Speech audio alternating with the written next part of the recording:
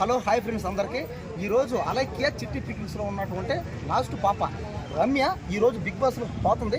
Ramya big బాస్లోకి పోతుంది కాబట్టి మన అక్క ఈరోజు రమ్య అలైక్య చిట్టి పికిల్స్ అని వాళ్ళు ఊరగాయ వ్యాపారం చేసి పచ్చళ్ళ వ్యాపారం చేసి అమ్మాయి కష్టపడి స్వయం కృషితో డ్యాన్సులు వేసి ఫైట్లు చేసి యాక్టింగ్ చేసి ఈరోజు బిగ్ బాస్ సెలెక్ట్ అయింది.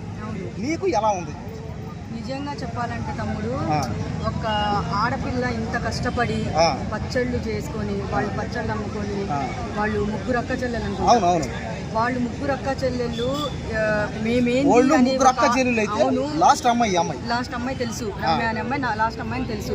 కానీ ఇప్పుడున్న ఆడపిల్లలు వాళ్ళని చూసి సిగ్గు తెచ్చుకోవాలి ఒక మాట. ఎందుకంటే కష్టపడిన వాళ్ళకి ఫలితం దక్కనే దక్కుతుంది అని చెప్పేసి పెద్దవాళ్ళు అంటూ ఉంటారు. కానీ ఈ రమ్య అనే అమ్మాయి నిరూపించింది, చూపించింది. కానీ ఎప్పటి నుంచో ఒక కళ అనుకుంది అమ్మాయి బిగ్ బాస్ లోకి రావాలని. కానీ వస్తుందంటే మాకు కూడా ఎంతో హ్యాపీగా, ఎంతో సంతోషంగా. మన భానుకు మాత్రం కోపం అంట.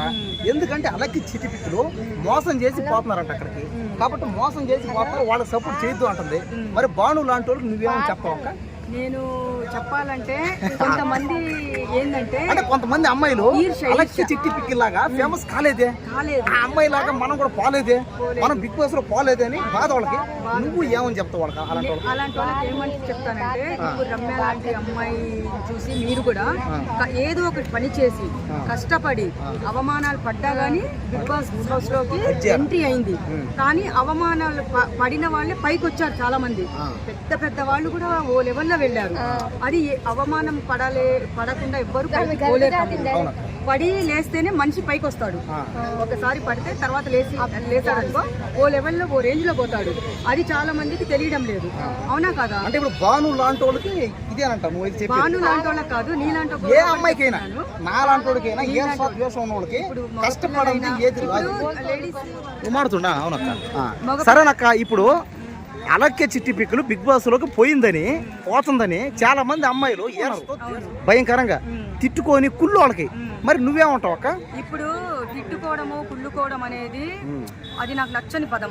ఎందుకంటే ప్రతి ఒక్క ఆడపిల్ల గాని ఏదైనా చేసి సాధించి, అయ్యో మేము ఇది సాధించాలి, మనం అంతవరకు చేరుకోవాలని ఒక స్టెప్ బై స్టెప్ వాళ్ళు ఎక్కిపోతుంటే ఏదైనా సాధించగలరని చెప్పేసి ఈ రమ్య అనే అమ్మాయి చూపించింది. పాపం అమ్మాయి కూడా చాలా మంది అమ్మాయిని ట్రోల్ చేశారు. వాళ్ళ పచ్చళ్ళ గురించి ట్రోల్ చేశారు. అవమానాలు పడ్డారు. ఉండు తమ్ముడు, అవమానాలు భరించారు. కానీ ఈ రోజు సక్సెస్ కొట్టి బిగ్ బాస్ హౌస్ లో పోతుందంటే నాకు చాలా హ్యాపీగా ఉంది. బాను నిన్నేమన్నా అనింది అమ్మాయి, నీకేం సంబంధం? ఇప్పుడు అలైక్య చిట్టి పికిల్స్ లాంటి వాళ్ళు బిగ్ బాస్ లో పోతే హ్యాపీగా ఉండాలి, ఫీల్ అవ్వాలి. మీలాంటి అమ్మాయిలు, నీలాంటి అమ్మాయిలు ఏంటంటే మళ్ళీ చెప్పేది నాకు మోసం గురించి మాట్లాడడం రాదు. నాకు నువ్వు పక్కకు పో అది నచ్చదు. మరి ఏందక్కైతే నాకు ఆడపిల్లలంటే మా పిల్లలు ఎలాగో నాకు బయట ఆడపిల్లలు వాళ్ళకి ఎవరైనా ఒకటే అనిపిస్తుంది. కానీ నువ్వు మధ్యలో మాట్లాడకు. నన్ను బాధ పెట్టిన వాళ్ళు కూడా చాలా మంది ఉన్నారు. కానీ నిజాయితీ కాదు, నన్ను బాధ పెట్టిన వాళ్ళు కూడా కొంతమంది ఉన్నారు తమ్ముడు.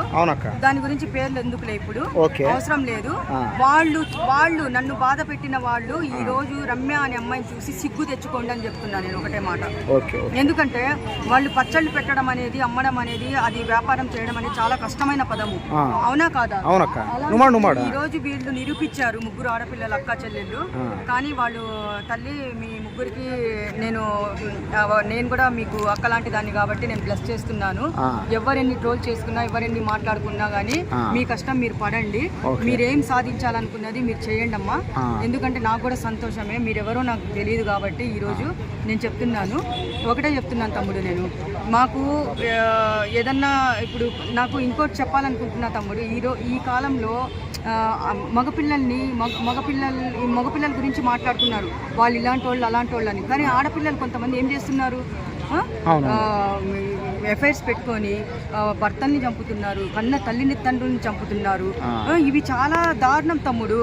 కానీ నాకు ఒకటే బాధ ఏంటంటే, ఇన్ని రోజులు నేను చాలా ఛానల్స్లో మాట్లాడాను. ఇప్పుడు నేను ఒకటే చెప్పాలనుకుంటున్నాను ఏంటంటే పాపము పిల్లల్ని కూడా విషం పెట్టి చంపడము. అవును. మగపిల్లల గురించి మీరు ఏదో పెద్ద ఓరేంజ్లో వాడు అలాంటోడు ఇలాంటోడు అనేది మీరేం చేస్తున్నారమ్మా? మీరేం చేస్తున్నారు? సిగ్గు మాలిన పనులు, ఇదేంటి దరిద్రమైన పనులు చేసేసి కన్న పిల్లల్ని చంపుతున్నారు. అన్నంలో విషం పెట్టి సంబంధాలు పెట్టుకొని ఇవన్నీ అక్రమ సంబంధాలు పెట్టుకొని చేయడం అవసరమా? అంతే కదా. మరి ఇలాంటి పిల్లల్ని చూడండి, వాళ్ళని మీరు ట్రోల్ చేశారు.